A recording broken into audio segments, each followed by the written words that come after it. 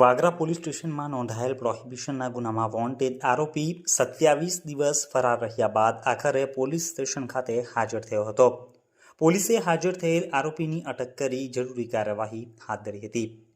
વાગરા પોલીસે ગત 21મી ઓક્ટોબર 2024ના રોજ રાત્રે પેટ્રોલિંગ દરમિયાન એક કાર ચાલકને ગાડી ઊભી રાખવા ઇશારો કર્યો હતો. તેમ છતાંય કાર ચાલકે ગાડી ઊભી નહીં રાખી ગાડી ભગાડી ગયો હતો, જેથી પોલીસને શંકા જતા તેનો પીછો કરતા ભેડસમ નજીક વરાંક પાસે કાર પલટી જતા અંદર ભરેલો દારૂનો જથ્થો બહાર આવી ગયો હતો.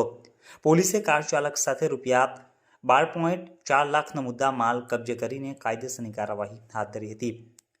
ગત દિવાળીના તહેવારોને ધ્યાનમાં રાખીને ભરૂચ જિલ્લામાં કાયદો અને વ્યવસ્થા જળવાઈ રહે તે માટે ભરૂચ જિલ્લા એસપી મયુર ચાવડાએ દરેક પોલીસ મથકોમાં સૂચનાઓ આપી હતી.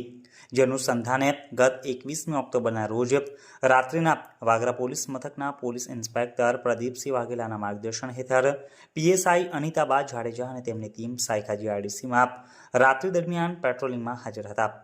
આ દરમિયાન ગ્લોબેલા ચોકડી તરફથી એક અર્ટિગા કાર આવતા તેને ચાલકને ઇશારો કરીને ગાડી ઊભી રાખવા પોલીસે જણાવ્યું હતું.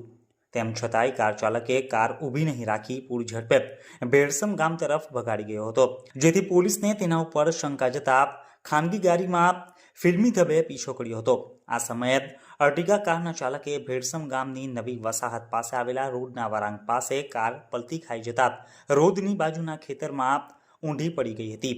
કાર પલટી ખાતા જ અંદર ભરેલો ભારતીય બનાવટનો વિદેશી દારૂનો જથ્થો માર્ગ ઉપર ફેલાઈ ગયો હતો.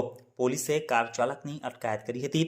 વાગરા પોલીસે સ્થળ ઉપરથી ₹1,29,642નો વિદેશી દારૂનો જથ્થો તેમજ મોબાઈલ ફોન જેની કિંમત ₹75,000 અને અર્ટિગા કાર જેની કિંમત 10 લાખ મળીને ₹12,04,642નો મુદ્દામાલ કબજે કર્યો હતો.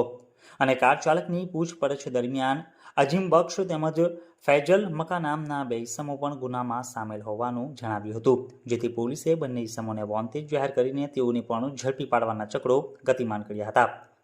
પોલીસ ધરપકડથી દૂર અજીમ બક્ષ નામનો ઇસમ થાકી હારી આખરે 27 દિવસ બાદ જાતે જ વાગરા પોલીસ મથકે હાજર થઈ જતા પોલીસે તેની અટકાયત કરીને કાયદેસરની કાર્યવાહી હાથ ધરી હતી. જે માહિતી રાત્રે 9 કલાકે મળી હતી.